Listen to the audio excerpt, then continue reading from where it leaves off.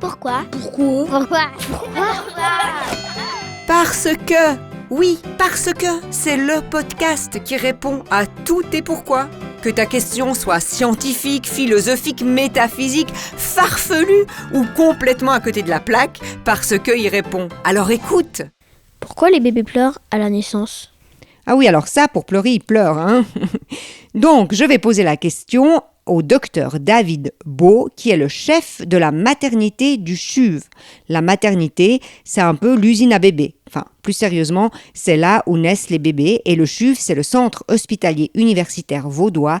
C'est cet énorme hôpital à Lausanne. On l'écoute. Eh bien, pendant toute la grossesse, l'enfant va nager dans du liquide. Ce liquide s'appelle le liquide amniotique. Et au moment de l'accouchement, le bébé aura tout ce liquide dans ses poumons. Les poumons, ce sont comme deux grands sacs que tu as à l'intérieur de la poitrine et que tu peux remplir d'air quand tu inspires et que tu peux vider quand tu expires. Et donc, il faudra que ce liquide sorte des poumons et le moyen de le faire pour l'enfant, c'est de crier. Et qu'est-ce qui se passe dans le ventre de la maman? Pendant toute la grossesse, l'enfant baigne dans une piscine, à quelque part, qui s'appelle justement ce liquide amniotique. Et l'enfant va déjà, très tôt pendant la grossesse, s'entraîner à respirer. Voire même, des fois, il peut avoir le hoquet. Ce sont des choses que nous observons à l'échographie.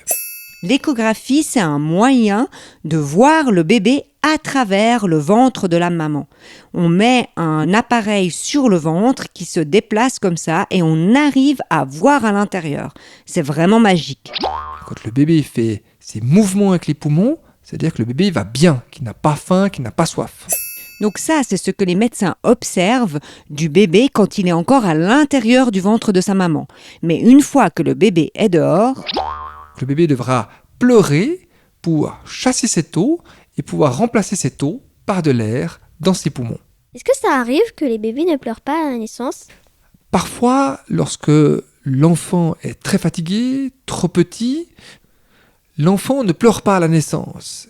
Et les médecins devront aider le bébé à enlever l'eau des poumons en aspirant cette eau pour qu'il puisse pleurer.